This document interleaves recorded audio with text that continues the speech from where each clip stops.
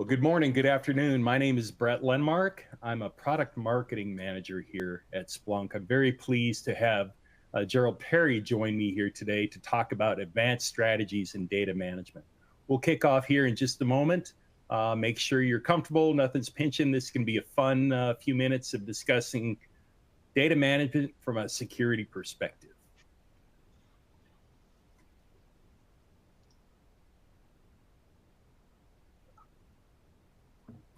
Little housekeeping while we're waiting for the final attendees. Lines are muted as typical for a webinar of this ilk. Make sure you submit any questions in the Q&A option, and that will keep me busy in thinking through the answers while Gerald's talking here. We'll get started in about 30 seconds. Should you think of friends that find this content interesting or should be finding this content interesting, we'll have the replay available. So don't fret. We've got plenty of options to get that information out to you. So with that, let's kick off. Again, my name is Brett Lenmark. I'm in product marketing here at Splunk. What that means is primarily threefold: messaging, positioning, and enablement. Of those three, my favorite is the third. And today would count as an enablement effort. We're going to be talking about advanced data management strategies here. What I'd like to do is kick off with the forward-looking statements. I'm sure this wouldn't surprise you, but we will be talking about some things that will occur in the future.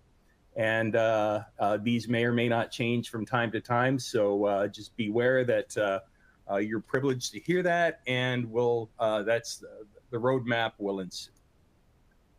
I'm going to introduce myself and then have Gerald do a quick one too. I mentioned before, I'm in product marketing. I've been doing this for 25 years, believe it or not, all in cybersecurity. So with some folks you may know from the past, like McAfee, Symantec. There's a company called Silence that had an AI conviction of malware, got bought by BlackBerry. I'm pleased to be working at Splunk right now, leading a cross-portfolio initiative to conduct enablement. And this is my favorite thing to do. Probably number one is talk to customers, but this is certainly number two, because this is the second best way I can do that. Gerald, why don't you take a moment here and introduce yourself too, if you don't mind? Yeah, absolutely. Absolutely. Thanks, Brett. My name is Gerald Perry. I am in technical marketing here at Splunk. So, of course, I work closely with a lot of great product marketing managers, such as Brett, a lot of great product marketing managers, a lot of solutions engineers, a lot of technical resources. And I love engaging with the folks that are here. So I'm going to encourage you guys to feel free to put questions in the chat. Got something really special for you in this demo, and I'll provide you access to it afterward as well, so that you guys can kind of go through it and get familiar with some of the things that I show you, some of the different strategies. Been in cybersecurity for a very long time, been in IT for over 20 years, spent the majority of my time as a systems integrator, so meaning I was hands-on and so on and so forth before going to the vendor side. So again, love working with the technical folks such as yourself, and I'm looking forward to this engagement today. Thanks, Gerald. For you folks on the other end, Gerald's far too modest. He's selling himself a little short. He's forgotten more about this than I'll ever know. So let's talk about the agenda here. We're going to talk about why we're here, why we're spending some time to understand how data management affects security and what it looks like. Moreover, I've got a little tip of the hat to a study that we're conducting. I don't want to give you the high-level results, but what keeps Security Operations Center practitioners up at night? What are they worried about? What keeps them awake? What are they not worried about? Things like that. And then we're going to get into the meat of it, which will be a demonstration of what Splunk's perspective is and how we actually solve the problems that are keeping these SOC practitioners up at night. So without further ado, make sure to use your Q&A panel there for questions, and I'll kick off here. So why care about data management? None of this should surprise you, but it was validated by a recent study we did with 462 SOC experts we'll get to in a moment. But you know, the data usage and the data import is going through the roof. In fact, the data I'll show states that more than half of companies I talk to in the enterprise realm use more than 10 gigabytes of ingest data a day, and that's going up. Further, it's going into many different locations. So Probably no big surprise there. I think the average number is 7. We'll get to that here in a moment. Secondly is the economics. You know, it used to be best practice to just import all your data into your SIM in order for folks conducting TDIR to do their jobs. And that worked out really well until the bill came. And then we started hearing from practitioners looking for solutions to that. What can we do with our data to manage, to keep an eye on the costs and balancing out that with the needs of the people who use that data? So striking the right balance is the third. Let's take a look at what the flow of data in and through a Splunk system would look like. You start on the right. You know, we're agnostic as to whether you're in the public cloud, a private cloud, on-prem, in the hybrid, whatnot. Your applications, then the data flows through to the UF, HEC, and OTel. And let me ask you, Gerald, can you help me understand that a little bit better, those three, that notion of how data gets into the system itself? Yeah, absolutely. So right there where you see that reference in that middle area of the slide where you're seeing UF, that's a universal forwarder. That is kind of an intermediary that will sit out on a device that we're collecting information from. And that allows you to collect that information. It can perform some very lightweight normalization on it, not as much as the heavyweight forwarder. Those are kind of older technologies. We're going to be discussing the edge processors, the ingress processors, and those types of things, but they're still very relevant. But they allow us to collect data, do some normalization. The heavyweight forwarders allow us to do a lot more deeper normalization than the universal forwarder. HEC is an HTTP. So what that basically means is if you have a device that is sending some syslog data or something like that, within Splunk, you can go in and create a token that allows you to authenticate to that HTTP event collector and then configure the parameters on the device side as well. And then that device can directly send that data into Splunk without having to go through any additional forwarder or anything like that. So it's kind of a direct pipeline to that device. And then OTel is just the open telemetry collector. There's different, apps for that within Splunk, allows you to connect telemetry. For some of you guys, you're probably familiar with telemetry. It's a little different than log data, although they're very similar. And if you want to kind of learn more about the differences between just your standard log data and your open telemetry data, Google Logs Are for Campfires. That is a 4-part blog series that I wrote. Again, it's called Logs Are for Campfires. And the very first blog post, which is called This Is Your Data, Logs Are for Campfires, This Is Your Data. I talk specifically about the differences between log data and the differences between telemetry. So that's kind of a rundown on those things right there for you, Brett. Fantastic. Appreciate that. So here's where the magic happens, team. This is what we're here to talk about, is what are the typical data management use cases that we see, that we employ to help achieve that balance of, we want to get the right data in quickly, but we don't want to pay an arm and a leg for it. We want to do it with an eye on the budget. So some of those things, and we'll show these here in Gerald's his demonstration, is the filtering. Things like, not all data is created equal. Some data is far more important in a threat detection investigation than others is. So what would be an economical way to not only route data, but store it in a manner that meets your needs? Hot data that you would need to get to every day is there at your fingertips, while cold data you may only need for an audit is sitting in tertiary storage where it's far more economical. And lastly, I gave a tip of the hat to the routing piece, but that's also speaks to where you put your data and how often you'll access it. So that's the high level flow. We're going to really dive deep into these pieces in the green box here. The end-to-end monitoring of the whole pieces, the normalization of it, so that we can use it not only within our processes, but we can transfer it and it makes sense to others. So let's talk about, I mentioned before a study we're doing with a group called Omdia Research. Omdia is a leading analyst firm that we employed to talk to SOC analysts and understand what was keeping them up at night. This is just demographics and firmographics, but it was focused largely in North America, 20%, but also the rest of the world. I won't read the numbers for you, but nothing was excluded as far as geographies go. Company size, we're focused on the enterprise because that's where we make the most noise. Industries, nothing would surprise you there. If you've got data that's important to you, we wanted to talk to you, and we still do. And then the level, it's all director and VP level above. So we're not talking with people in the trenches, although they have good input. For this study, we focused on leadership who make decisions.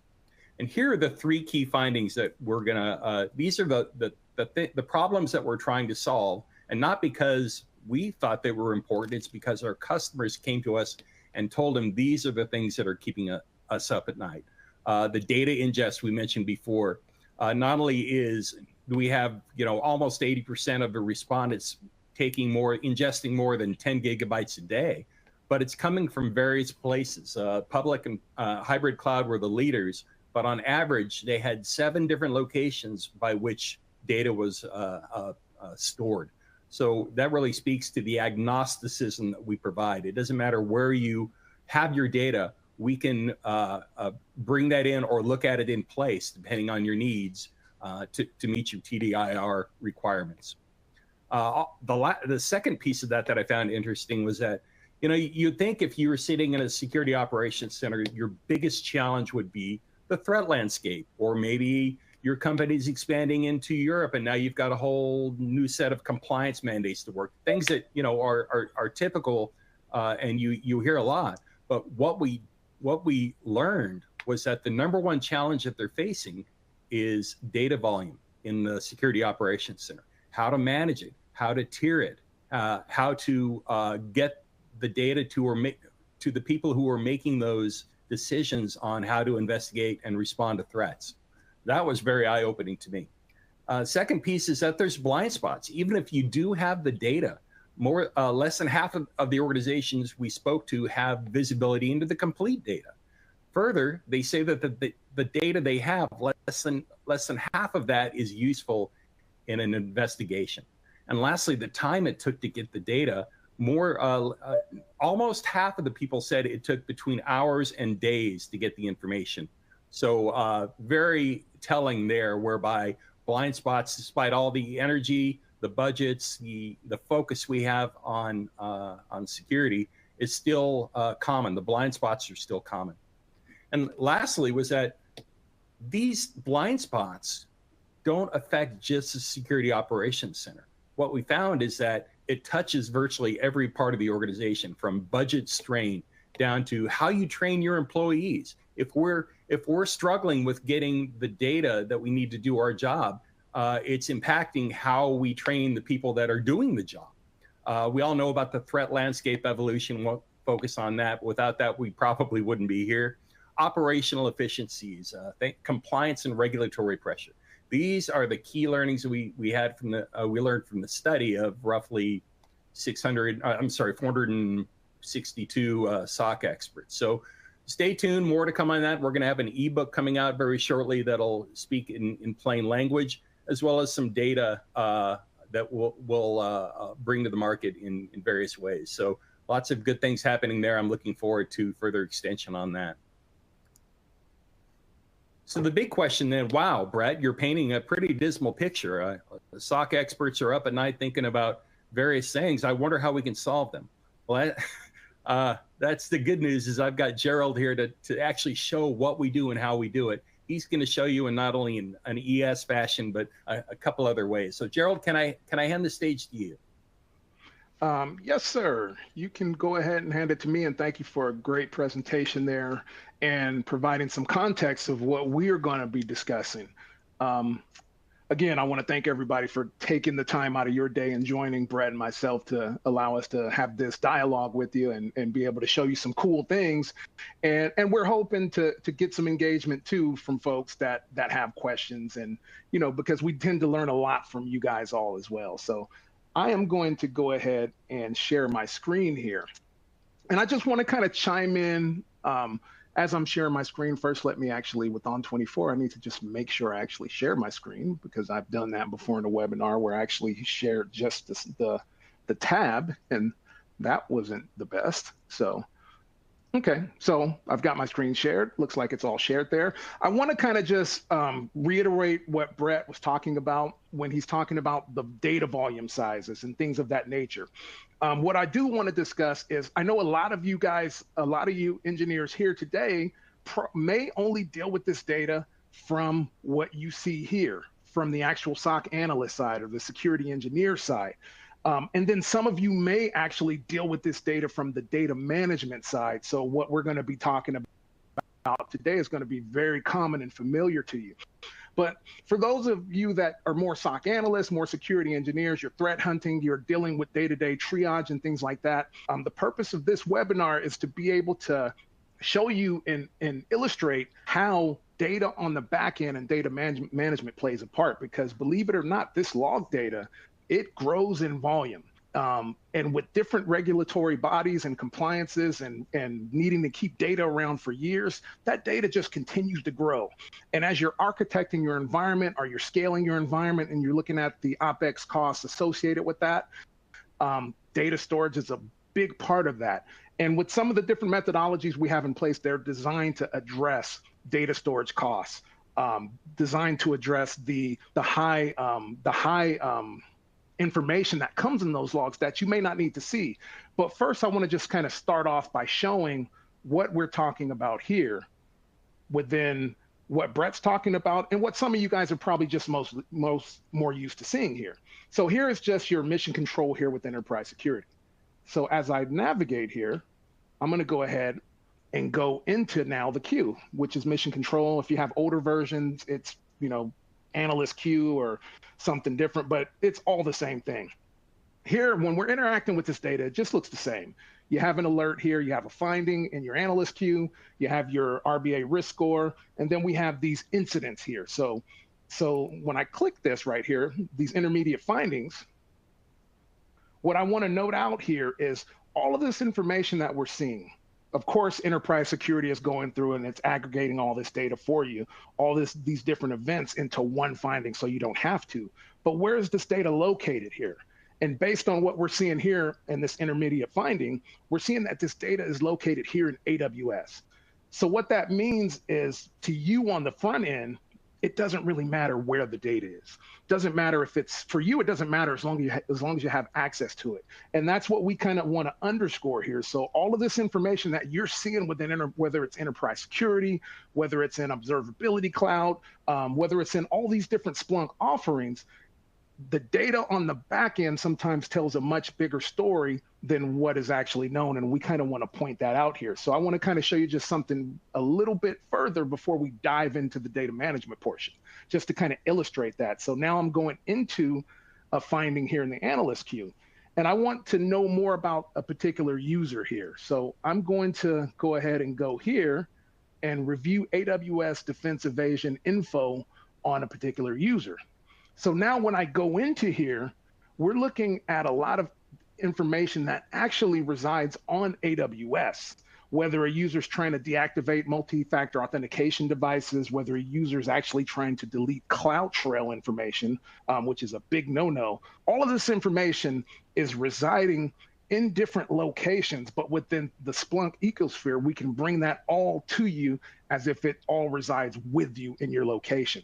And you're seeing information here such as users trying to upload images, you know, doing things outside of business hours, like trying to upload an image. Maybe that's not allowed in your environment. And then, of course, we have different VPC logs, VPC flow logs that kind of tell you a complete network picture of what's taking place in AWS.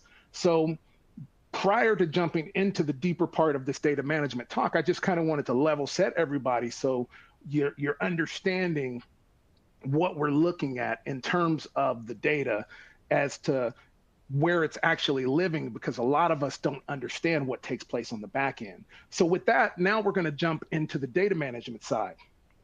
And here I'm actually working from a platform that we use here in technical marketing called Novatic. I'm going to provide this for you, provide access for you as well. This will actually, I'm bringing this up just to illustrate this right here. It will have tooltips and guidance and different things like that for you to get acclimated. When I'm presenting, I don't necessarily need it, so I'll take it off. But this is your data management interface here. So data management, when it comes to log data, we're talking about the architecture and the infrastructure that get your log from the actual source into the Splunk environment. That's not always the most exciting, but the more you know about that and the more you understand, the more you can save your company money, which will in turn make you look like a rock star. And that's what we want to do. We want to help you look like a rock star by saving your company money, by also being able to kind of up level your skill and save time so you can focus on other things. So as we jump into this, today we're going to talk about edge processors. That's one of the items we're going to talk about. And what an edge processor is an edge processor allows you to capture your data and bring it into the Splunk environment a lot closer to the data source. So what does that actually mean? So let's just say you are in the financial industry and you have PCI information or payment card information or anything like that, or you're in the medical field and you have a lot of data that needs to be stored and it needs to be in a log management platform or a SIM, but there's some concerns about the data in flight and the information there. So by using an edge processor, what we can do is we can go in and mask that data and normalize that data at the source. We can also take out excess fields, things that are not needed, route some of those fields that are not needed to other low-cost data storage so that it's not taking up space, things like that. Or we can route everything. It just all depends on your environment. But we can go in and mask those credit card informations. We can mask, different health information. We can do all that before the data's in flight and help optimize that data as it transits and traverses your network in terms of IOs, because those are the things we don't think about when we're setting up a log management environment and a security information and events management environment. We don't think about the IOs and the data sizes that it takes to run this. So this is what data management is geared towards. So with the edge processor, just think closer to your data source. You can go in and configure things at the data source. You can mask data, normalize before it's actually in flight. And then we're going to talk a little bit, we're actually going to do an example on an ingest processor. Ingest processor does exactly what an edge processor does, but it's closer to the Splunk environment. So that means that data is actually being shipped how it is in its true form before it gets to the Splunk environment, and it's ingested within the ingest processor. We can do the same things with normalization, things of that nature. And then we're going to talk about the pipelines as well. And we're actually going to walk through and we're going to configure a pipeline. We're going to demonstrate line by line some of the different granularity and configurations we can do in those pipelines so you get an understanding of what takes place under the hood in the environment. And then we'll apply that pipeline to an ingest processor. And then from there, we'll actually set the destination for the data, because again, being able to get that data off to hot storage, more expensive, but for data that's needed on a regular, being able to get that data to cold storage or warm storage, very important. So we'll talk about that. So let's go ahead and jump in it further. So I'm going to take a quick drink. So here we're looking at pipelines. As you can see here in this demo environment here, we've got multiple pipelines. So we are going to be focused on creating a pipeline for Cisco ASA here. We're going to be using an ingest processor pipeline to create this for us. So I'm going to go ahead and just click that. And again, I mentioned being able to kind of up level your skill set. We want to save you time at Splunk. A lot of you folks are working with Splunk now, whether it's on the observability side or whether it's on the security side, you understand that with the SPL, especially with the AI assistant that's in preview now, that's for security, and then with the AI assistant for SPL, we're trying to up level, save you time. We're trying to do things for you so that you can focus on other things. And we're doing the same thing here when it comes to creating pipelines. And what I mean by that is when you scroll down, you'll see all these different templates for your pipeline. So if you've got a Cisco ASA with syslog data, then we've got a template for you. If you've got Palo Alto Network traffic logs, then we've got a template for you. If you're using Prometheus to scrape Kubernetes logs and things like that, we've got a template for you. So what that means is you don't have to go in and create everything and generate things line by line yourself. More than likely, we'll have a template for you. But if not, never fear. We've got some really cool tools I'll demonstrate that'll kind of walk you through that. So we're going to go ahead and just use a blank pipeline. And then for the source type, we're going to use just, we're going to partition by source type, but you have different ways to partition your data. What does that mean? Partitioning basically tells the ingest processor that, hey, if this comes for this source type, then I'm going to process it into this pipeline, and then I'm going to send it to this destination. And you can apply one partition, which is all I'm going to do for this demo, or you can apply multiple partitions. So if it comes from this source type, from this source could be an application, and it's from these hosts, then it needs to go to this data source. Or if it comes from that source type, that application from these hosts, it needs to go to that data source. So there's multiple different flows that you can use to separate your data and partition it into different indexes for performance, and partition, not only separate it into different indexes for performance, but also be able to route to different destinations for cost effectiveness. So we're going to go ahead and just use source type here. And I'm going to go ahead and we're going to use, I'm going to punch in Cisco ASA because that's what our sample logs are here. And when you're doing this and you're setting up your pipeline, you're going to want to test your data. You can actually capture live traffic within Splunk to be able to do that, or you can upload a sample of data from that. But for this, we've already got a pre-uploaded copy of Cisco ASA, a snapshot of that. So we're just going to use that. And I'm going to hit next. So we're not capturing metrics in this, just strictly log data. So if we were capturing metrics within this, we're going to route it to a different destination, whether it's an indexer or into observability cloud. Those are the only two configured options, but there's more options available too, but we're not capturing that. So we're going to skip that. And here, in the options that we have available here for less important data, we could route it to an archive S3 bucket. And then we could still actually query that data using an S3 federated command within Splunk. So you still have access to that data, but if it's not required to be accessed hot all the time, why spend the money? So you have the options to route there. But for this, we're just going to route into S3. You have the options here for different indexes and so on and so forth. But for us, we're going to go ahead and select our own index here that's already created. I'm going to select that. Then I'm going to hit done. So now this is where the cool stuff happens here. So we're basically, now we're creating a new pipeline here. But this, if you've done some coding, this pretty much looks like an IDE environment. And that's basically what it is. And I'm going to demonstrate to you how that works here. But this is basically an IDE environment where Splunk SPL and regex or Splunk Rex will be able to go in and normalize all this data. So let's just kind of scroll down here and look at this data here and just analyze it. It's a very simple log file. A lot of your data is probably a lot more complex, but for the sake of this demo, we wanted to kind of show you something very simple that you could get acclimated with and kind of get an understanding if you're not familiar with what takes place on the back end with the data management side. So here you look at the timestamps that are coming in right here. And then when we actually look at the raw data file in there, there's a lot of redundant information right here. We have not only your timestamp and your date here, but we have it here also. And then when you look at this, you have your IP address here, but we also have that information here. So a lot of redundancy there. How does that impact your data management? The more redundant data that you have in those logs, the higher the IO has to be to support that and transport that data because of the log data size. So what we want to do is we want to go in and kind of take out some of the redundancy to make the log data more efficient in your environment. So what we'll do now is we'll utilize some of the pre-built actions that we have here because, again, Splunk is in the business of not only securing environments, but we're trying to make things more efficient for you guys. So we're going to use some of the pre-built actions here to apply regex to the things that we want to either mask, remove, or or just take out altogether. So I'm going to go ahead and hit that, and then we're going to extract fields from raw. So now what we're going to do here is, this is where you enter your regex.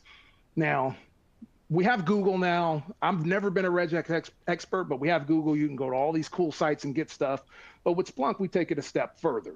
What we do here is we can go in and we can basically go in and pull exactly the regex that we need within here to be able to do exactly what we need. So here I'm grabbing this for month, date, and time. That's some information that I want to kind of mask out here. And there's some more data here that I'm going to want to mask out. But for now, I just needed to get this entered here in the IDE pipeline.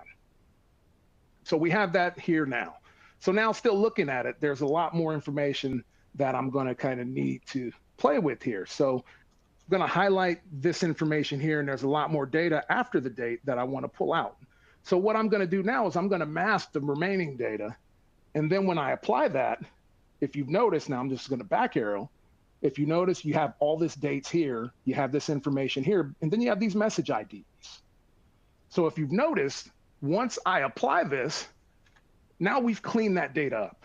So that data is a lot more clean now. We've removed tons of, well, not tons in this case, but it could be tons of fields in your log data that were redundant, that we've actually just removed from the actual log data. So when it's in with the pipeline, when it's in transit, after it goes through this pipeline, it's a lot more efficient, a lot smaller in size and not redundant, which can cause a lot of like data volume overload. So we've removed that, and you see the command here that does that. And then when you go down here, of course, we talked about that. We've removed everything there that wasn't there. So really cool. Just that's one step in this process of data management, data normalization, things like that. It's a lot that goes on the behind the scenes. And we wanted to take this opportunity to try to bring it to the forefront, see if we can get some of you folks excited about it, because whether you work directly on the actual configuration and architectural side of your Splunk environment, things like this this is what's taking place on the back end. So now we've cleaned up that. We've taken out the excess data. So now what we're going to do is we're going to look further to see what's important here. So your SOC engineer is going to be looking at this stuff. He's going to, or your architect is going to be looking at all this stuff. Going to be looking at the logs and saying, hey, what's important that we can either remove or we could store elsewhere. So when I'm looking at this log data, just from an architecture perspective, just looking at this is message code 302.0.16, and this is UDP teardown connection information. So you're kind of looking at, this is basically where the sessions end and it's being tore down, so on and so forth. So for an example, we'll just kind of remove this type of information in here for the sake of efficiency and cleanliness, because once it's tore down, it's not necessarily a big deal, and it may not be something you need. So what we're going to do here is we're going to take this information, we're going to go into the actions that Splunk already provides for you, and then we're going to extract these fields. And then we're going to go back in this library, and we're going to, from that library, we'll grab this information right here that will automatically provide the regex for you, so you don't have to go hunt it down yourself. Some of you guys might love to geek out, grab all, you might know it by heart. If you do, you're awesome. Regex was something I could never quite remember all the time, and that was because when I was doing the systems integration, I not only had to touch the routers, the switches, I had to touch the firewalls, the content filtering, then I had to do the systems, whether it was Windows or Linux, and then sometimes even help out the desktop folks with different things and stuff when there were issues there. So again, Splunk is providing this for me, so I don't have to be an expert, and I appreciate that, and hopefully you do also. So now when we go apply that, the message is still there, and we don't expect it to be gone, because if you've coded before, now we're really going through and we're setting up code. So now we're setting up this variable here of _raw with the regex for the other one, and then here's where the eval command moved it. So we're doing the same thing now. This has a new meaning now for _raw, which is the message ID. So now we're going to go back here and add the filters and the information that Splunk provides for the values, and we're going to put that message ID, and then we're going to select exclude. And once we do that, we're basically saying, hey, exclude these messages. So here, right here, you see it here. And once we apply, now we're saying, hey, for this, exclude this message. We no longer see that message ID of 302.0.16 coming from the Cisco ASA. So again, this is all about efficiency. This is all about efficiency here. This is all about just cleaning stuff up. This is all about data normalization. We're going to go into masking stuff here next, and we're going to talk a little bit about routing data. And then I'm kind of going to show you a little bit about federated data and configuration for that with like Amazon Security Lake. But again, we've excluded this, so when we scroll down here, you don't see any more of this data. So really cool.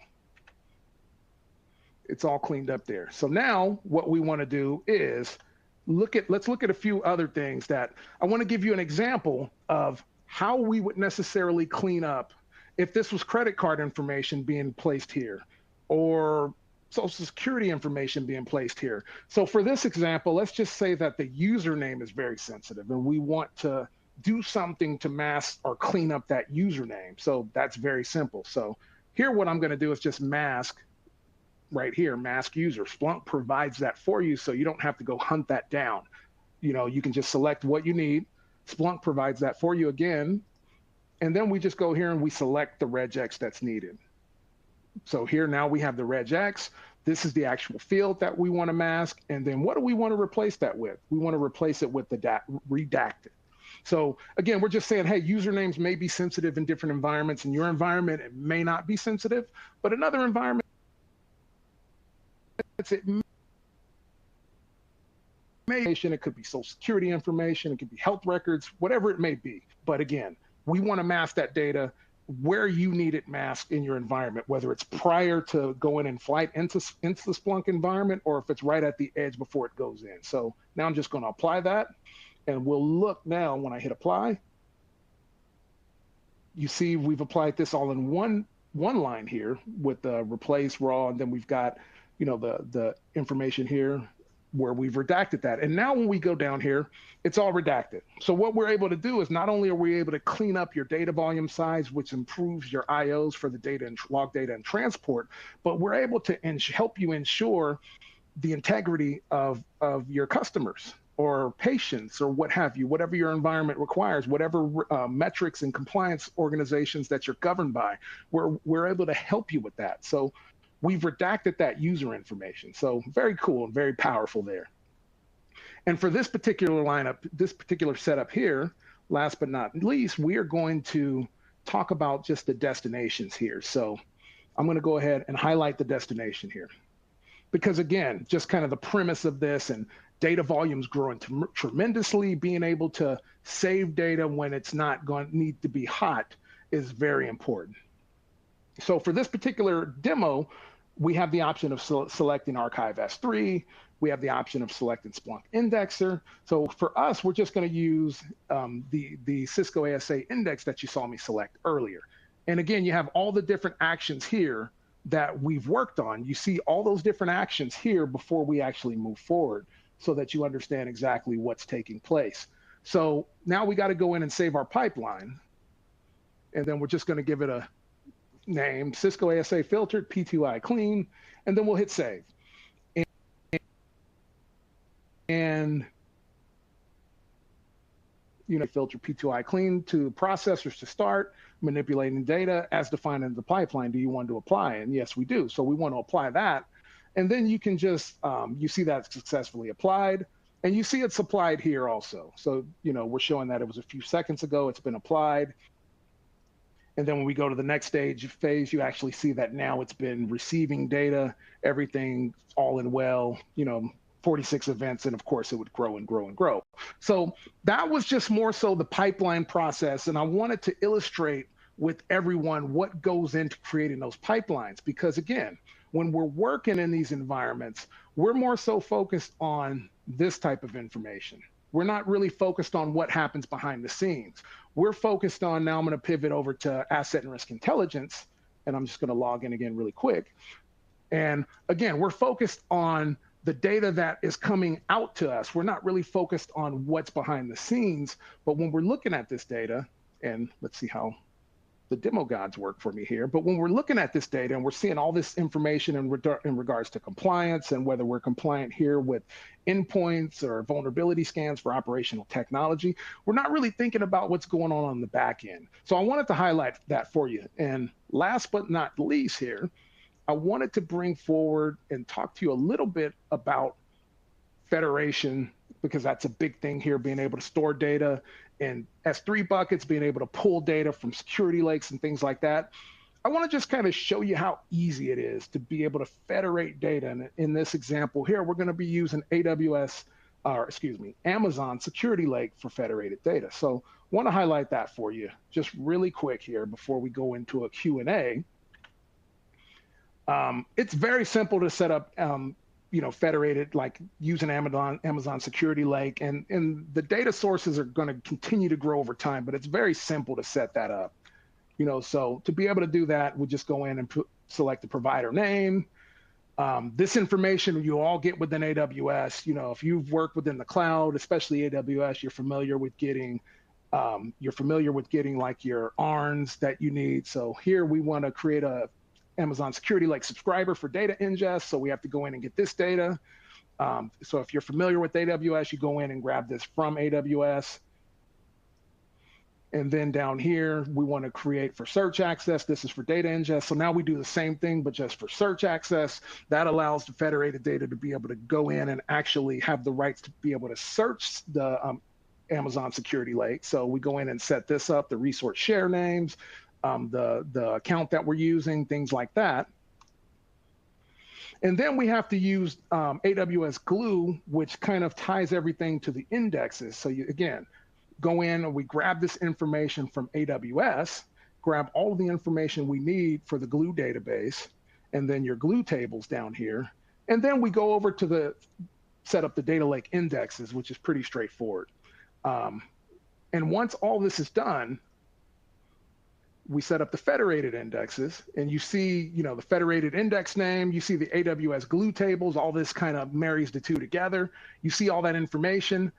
And then we can go in and now just access data in the manner that we had spoken about before. So just kind of, I know data management is kind of always on the back burner, one of those things that doesn't get talked about all the time. However, now we want to just kind of bring it to life for you guys. We wanted to just kind of show you what goes on the back end. So now we want to open everything up for questions. We wanted to have it, if there's a dialogue that needs to take place, we wanted to open things up, because data management, again, although it's very vast, it's not necessarily a humongous feature set, although it's growing and growing and growing exponentially.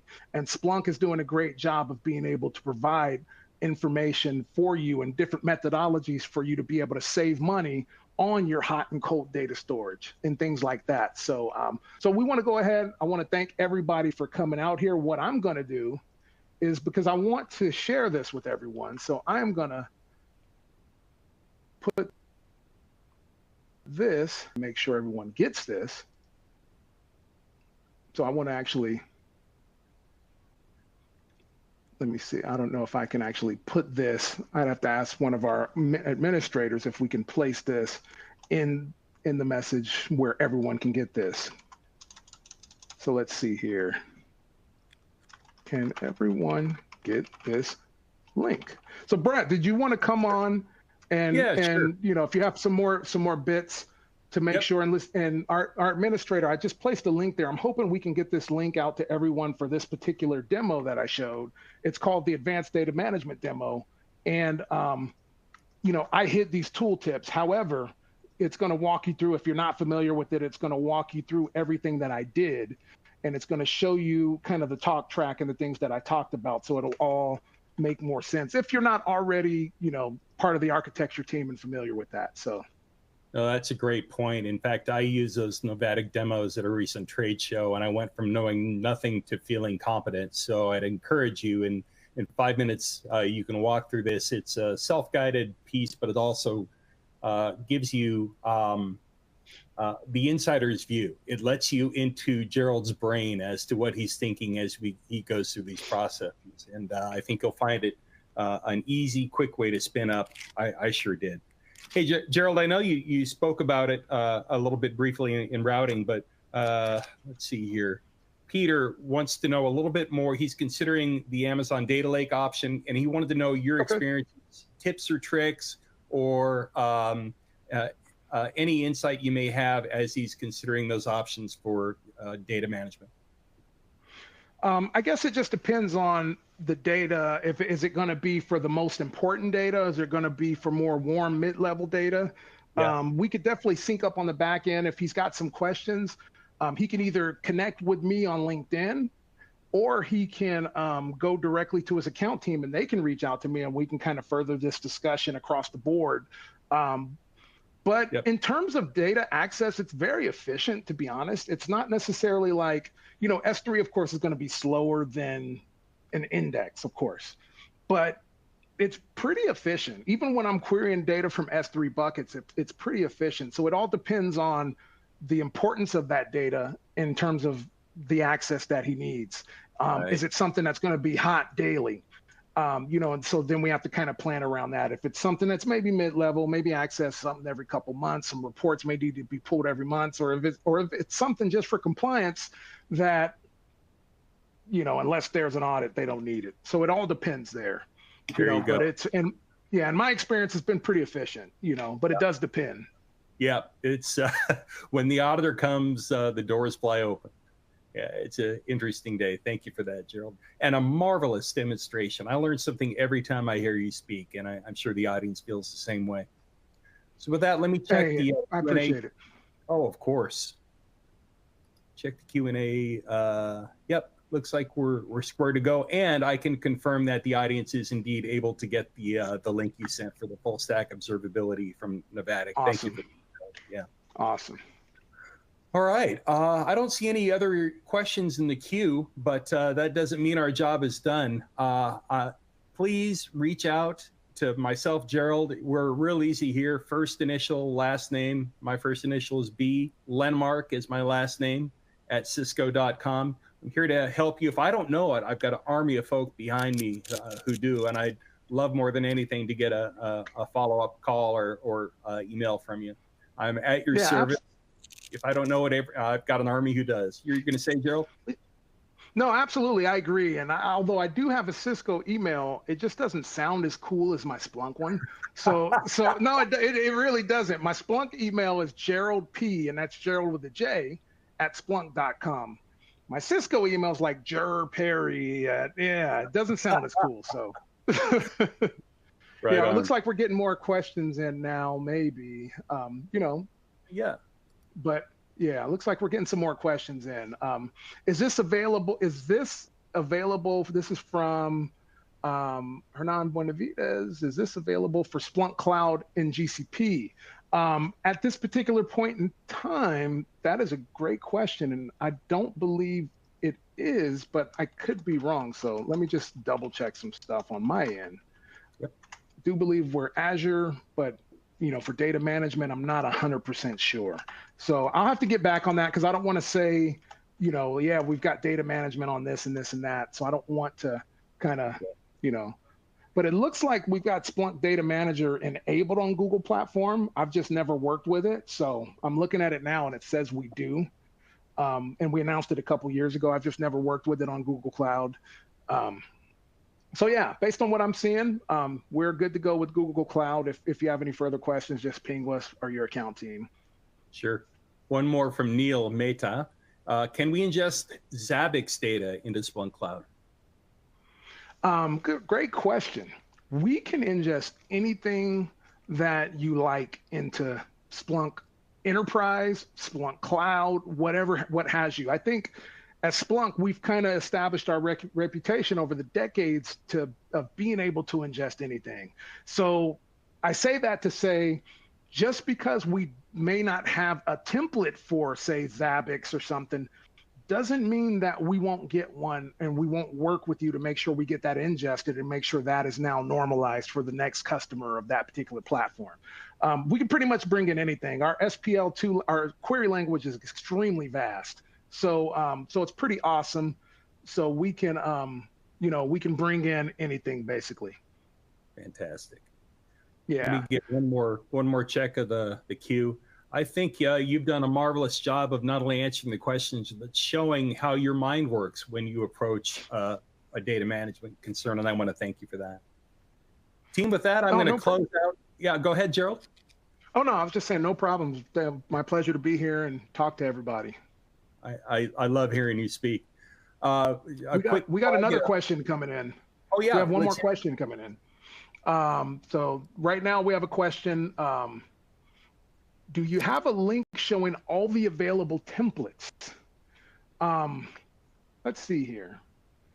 When we go into our Splunk docs, that's where we're really going to find, So when he's saying templates, I'm assuming he's talking about like the pipeline templates, the things that we're using there. So I'm just kind of going to do a quick Google search on my end really quick, and see what pops up. But and that takes me to docs.splunk.com. And from there, I'm pretty sure that we're going to have a lot of information on the default templates that we have in store.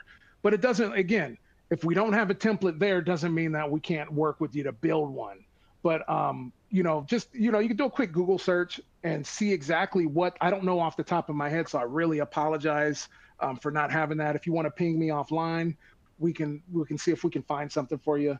But I'm pretty sure one thing we do is we do a great job of supplying that information for you guys. Yeah. Then we got one of my favorites here over there in Sweden. One of my favorites there is asking, where will the recording be at? You might, have an idea, Brett, but I don't know if you want to answer it. If not, I can answer it. Yeah, I think we're going to send as a result of this of you attending. We owe you something, and the least will be the recording. So stay tuned; it'll come to you via email.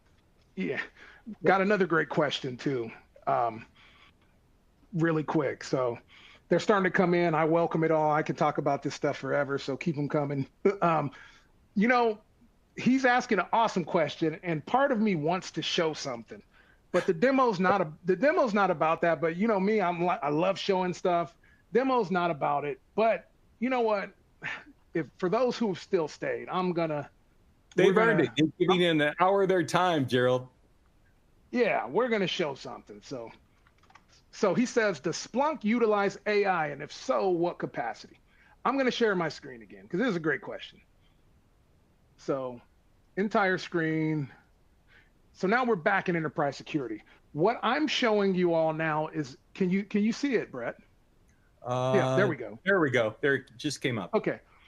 So what I'm showing everyone now is the question was, does Splunk utilize AI? And if so, in what capacity? So we've introduced our AI assistant for Splunk platform some time ago. I've been here now almost at a year. At the end of this month, it'll be a year. That was introduced prior to me starting. Now we're in preview on the AI assistant for security. So here's what I'm going to show you here right now. So we're in preview on the AI assistant for security. So imagine you need to be able to learn a little bit more about what's going on. You need to be able to, you don't know much about Splunk. Let's just say that. You don't know much about Splunk at all, and you're trying to kind of get up to speed here. So what I'm going to do is navigate through here, and I'm going to take us into an investigation in the analyst queue, and then I'm going to walk us through some of the things here that the AI assistant can do for you. So here. So now we're looking at right here. This is in preview, so it's not, you have to talk to your account team to get access for this.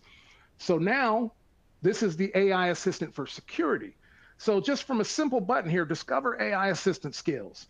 So here, and I made this Nevadic demo from a live instance that I had. So below is a list of all the predefined tools I can use to assist you. SPL query generator, which means I can tell it what to do, and it'll go create that SPL code for me to use in Splunk, so I don't have to go hunt and figure out how to put that together. It'll go through and tell me all the findings of a case. It'll give me an investigation report. It will provide custom conversation responses, things like that. So it does a lot. So now let's go just kind of walk through really quick. We've got a few more minutes here. So now basically I'm telling it, out of this case, summarize the findings. This is what I've typed in for our AI assistant for security. And it goes in and it tells me, hey, an investigation named malicious PowerShell process encoded on this particular asset connected user to potential harmful activities, says that a PowerShell process ran this executable. This is the actual location here on the system. And then here were some of the MITRE technique findings as well. So it's given me a complete rundown of what took place on this case. So let's ask another question. What actions were performed? So a file hash review was performed. So it took this hash and reviewed to understand whether it was malicious using threat intelligence, Cisco Talos being a primary threat intelligence resource for us. It did encoded PowerShell analysis, went through that. And then this was some of the response actions: blocked malicious file hash, quarantined the infected host, disabled user account, provide quarantine action status and hash block action status on those particular actions. So the AI assistant's telling me all this stuff. And then again, after all of this information is done, again, we want to save you time to be able to spend your time doing things that are more valuable. So I can tell the AI assistant to go in and generate an investigation report, and then it'll spit out everything that I need, all the relevant points of this particular triage or this particular case, and it's report ready. Tells you everything: the title, when this report was generated, the investigation commander, the urgency, what the status is, gives you all of this awesome information here. What the findings are, breaks down everything by date as you scroll down even further. So this is event ready. This is report ready right here. And we can do all that with the AI assistant. I can even ask the AI assistant how I want it to respond. Like what should be my action plan, and it's gonna tell me. So I had to. So I wanted to share that. And that was a great question. But yes, Splunk absolutely, we use AI in multiple ways. Even when I was showing you in the particular beginning, when I was going through that analyst queue and you've seen those intermediate findings all aggregated into one case, we're using machine learning and artificial intelligence when it comes to all of that stuff, so that you don't have to go through and put together 20 events or 40 events or 100 events to be one case. Splunk is doing that for you. So yeah. Great answer, Gerald. Very timely, and I appreciate the question from the audience. With that, yes. We're approaching the top of the hour here. I want to encourage you, if you're considering it, to stop by and see me at Conf 25, if that's on your calendar. It's September 8th through the 11th in Boston this year. So the gray hair, crow's feet guy in the booth will be me. The smart guy behind me doing the demo will be Gerald, and we would love to meet you face to face. If there's anything, usually the best questions occur in about 2 days, and I more than encourage you. I would ask you, when that happens, please reach out via email. You've got 2 good resources and an army behind me. With that, I will close out today's discussion. If this was helpful to you, let us know in the comments section, or as you receive a feedback survey. We'd appreciate hearing from you too. Thank you for giving us an hour of your time. Really hope this is helpful, and we'll look forward to speaking with you again. With all, we'll call it a day, and thank you again. Thank you. Appreciate you.